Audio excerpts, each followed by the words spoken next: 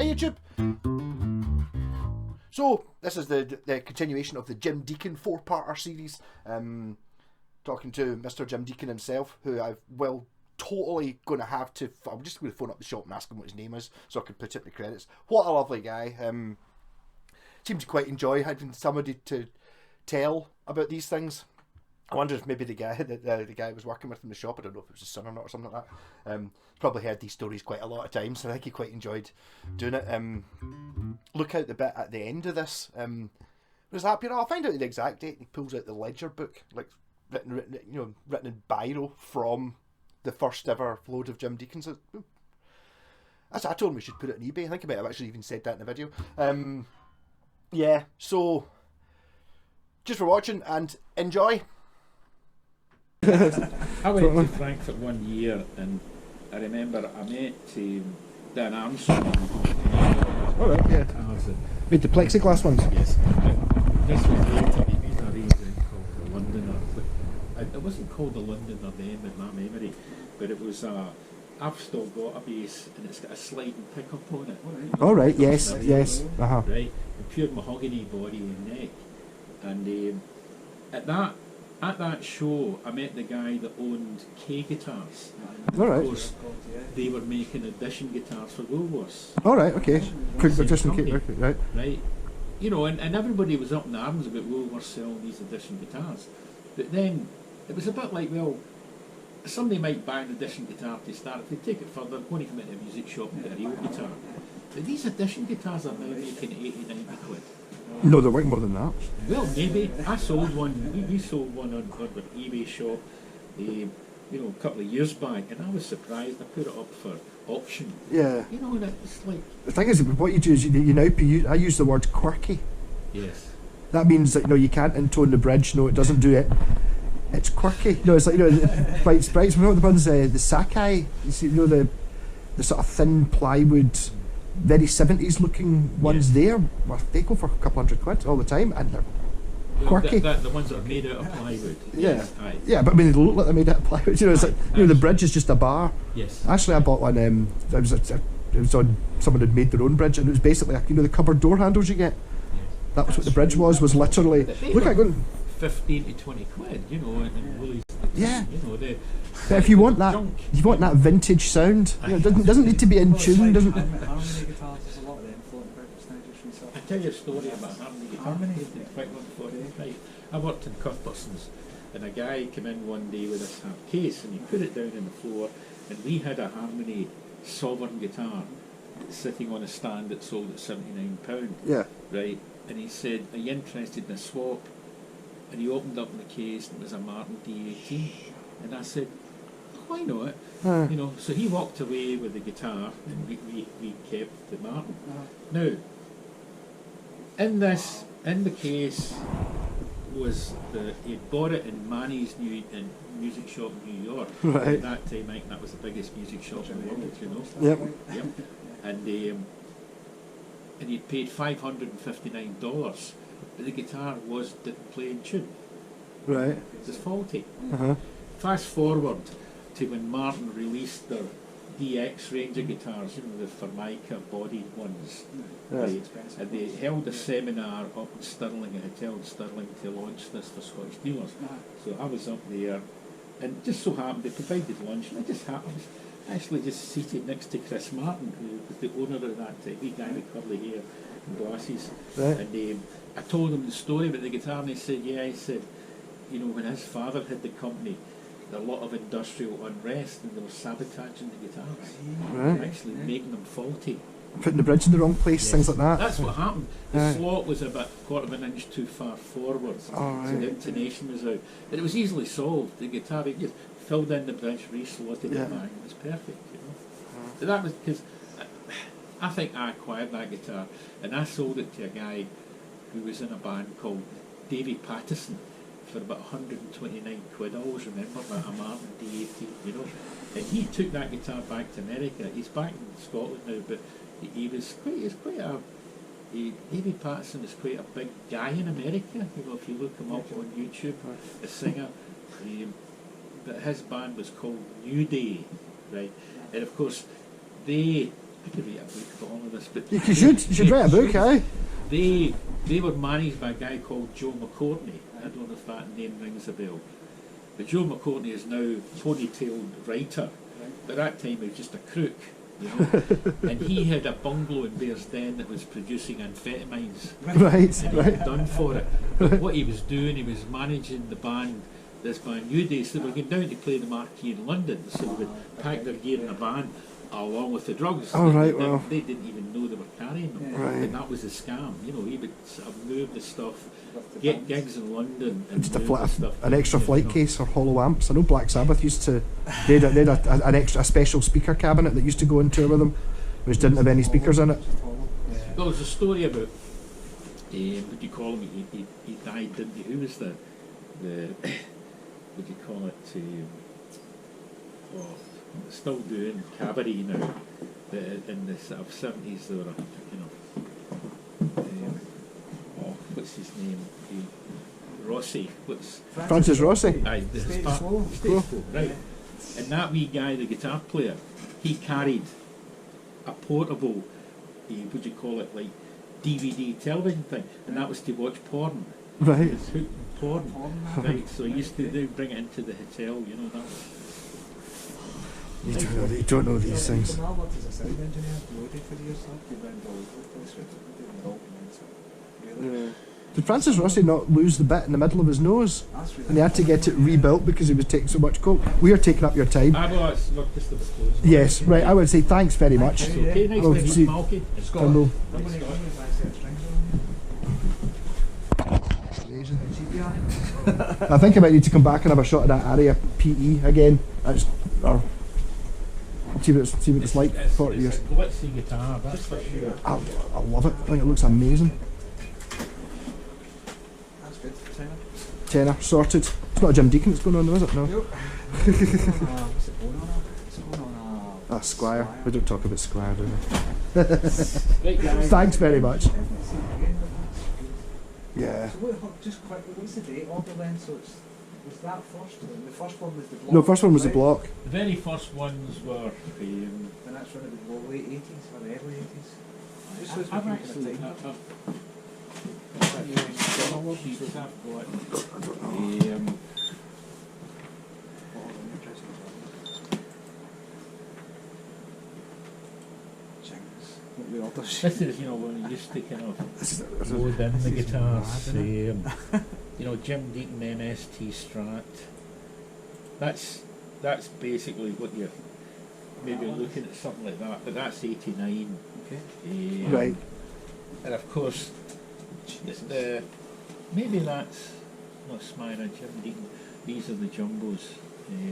Jim Deacon 12 strings. Alvarez. That we called it an Alvarez Classic. Jim Alvarez? Deacon jumbos. Was that you guys as No, well? that wasn't. Yeah, that wasn't. No, that was. I remember the Alvarez. I know the one for the Yeah, scoop yeah. guitar. Actually, I'm going down to see a guy tomorrow. He's got I think it's a 335. Jim Deacon, was it a 335 type Yes, guitar? yeah. Yeah, he's got one of them. Aye, That, you won't believe how good this guitar is. That was made the Stag. Stag. Okay. There you go. I'll be able to tell him that tomorrow. Right, tell him that, the Stag guitar. Because the chances are the finishes will look the same. They had one that was. Remember what was that finish on the Jim Deacons or the Stags? It was like bird's eye maple, wasn't it? That's the one he's got. It's like a light brown, a light coloured tan. Made the Stag. Stag. But then I'm looking here. Fantastic. MSTB. These were, I think, that's going back to '88. So that's kind of near enough, I think. The start Right, of right. Jim Deacon. Wow, there you go. The first order sheet. Totally. You should put that up on. After this video, put it up. It's like bed swatch starting at $2-3 grand, maybe. Take that for it. Well, this is the history that you're trying to find out, so I'm sure Well, that's right, you know, and it's a bit of history, but it's not, the thing it's is, just a business thing. You I know, you but it's not- see it only for that. But it's not really that interesting to you. To us, it is interesting because these guitars are great, and I know a lot of people. do you know what I mean? my- It's part of I remember having when I first started playing the guitar. My pal, I'd bought a guitar magazine, but my pal played one, and I had a Yeah. picture out of the guitar magazine on my wall of a Jim Deacon Strat, and he was like, "How did you get a Jim Deacon? It looks like a Strat." That was the poster I had like a year before I started playing. But Jim Deacon came from Jim Chapel. Okay, that's the bottom line to this. Jim Deacon a guy called Jim Deacon was a customer on this show. Right. And was he all right with it? Did you give him a free guitar? I didn't know. He doesn't I didn't know. His date that it's Oh, named right, after. I know. You know what I mean? It's just the name. Just sounded kind of Yeah. it rolled off Jim Yeah. Deacon. It You sounds know, Scottish, John but Deacon, without Jim the two. Deacon. Yeah. You know, it was just that. It could have been something else. It was people were banding names around. A name's a big thing though. See, And the it's like, last band I was in was one of the problems we came across was the John Taylor band. And they thought we were the Duran Duran guy. We used to do these gigs and people would turn up That's right. looking for John Taylor. And we were like, It's like people come in and say, "Can I have a packet of these John Martin strings?" You know, as if the Martin is named after John Martin. yeah. right. It's really Ian McGeechy, but you know the fact that that they do that. Martin Smith, you think there's another psychology thing there. You know. Oh, well, you get that thing, Greg Koch, he's like a session guy, and he was like, Yeah. he's got Koch amps. And I was like, I'm sure somebody did that. It's like, no, he was actually just at one of your NAMM shows, and he was sitting there doing a Fender thing, and over there was a Koch's amps. He was like, went over and talked to him, and he was like, wouldn't it be funny if we did a thing? It's just by total chance, so he plays his Koch amps, and just because he met the folk. People get out your hair. Right, we need to go, but thanks very much. That's brilliant. We're great, we will be back at some point when it's... Yes, we will. Guys, see you later. Thanks very much. Cheers. Well, I didn't think it could possibly have gone as good as that. No. Really? Really? Is the camera still running? It was really Still running? Oh my god, I'm totally the battery's just about to run. We feel perfect today. I see a car coming.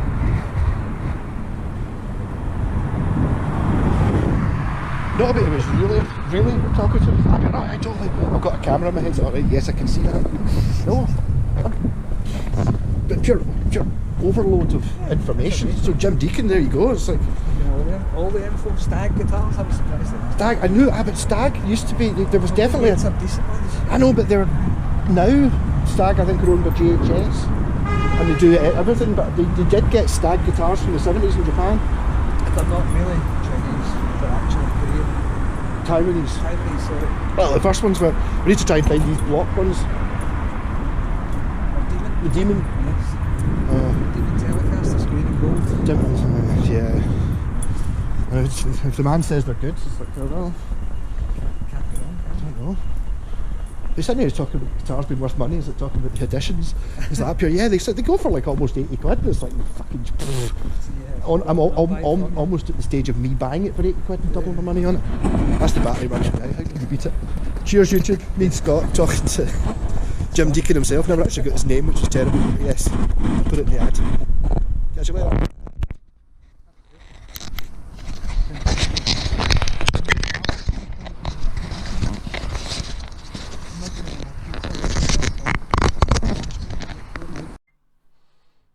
Hey!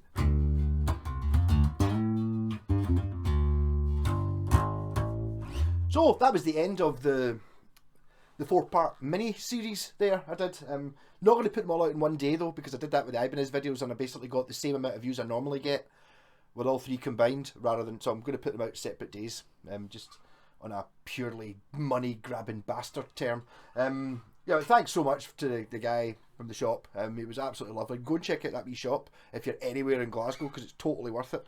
I'm going to be going back at some point. I'm going to go in when it's quiet, because I want a shot of that Aria PE. I might even, I wonder if it'd be up for it. I might take mine with me.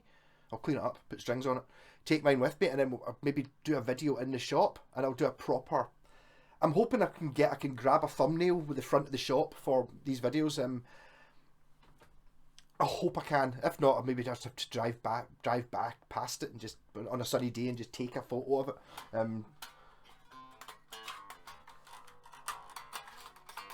But what? Didn't it turn out well though? I did well with Scott. When Scott met him, I got a message. This was before Scott got COVID. So it's probably about a month ago. It's like, I met Jim Deacon today. It's like, up here, what? It's up here, yeah, the guy was just talking about it, and he knew who I was.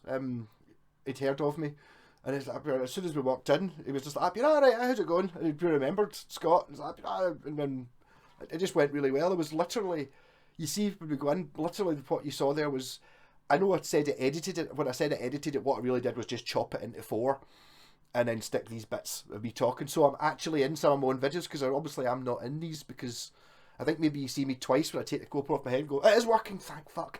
You know what I mean? So I'm not really in them. So the presenters were Scott. So cheers for that, Scott. And obviously the shop and the music shop in Hamilton. You can find it if you just type in. You have to type in Hamilton, Scotland, though, because I think there's a Hamilton in New Zealand and one in Australia and one in. There's lots of Hamiltons, but put in Hamilton, Scotland music shop, it'll come up, and it's definitely worth a wee look. He said something about having an eBay shop as well, or maybe he's got an online website. All these things I should have done any professional would do, but I didn't do it very professionally. I mean, I was really thinking about more, setting up the cameras and that. That was like a sort of off the cuff thing. It's getting dark. So, do you want to go to that thing in Hamilton? Scott's like, aye. Or Scott said, let's go. Right, let's go then. I've got the GoPro thing stuck at my head, bang.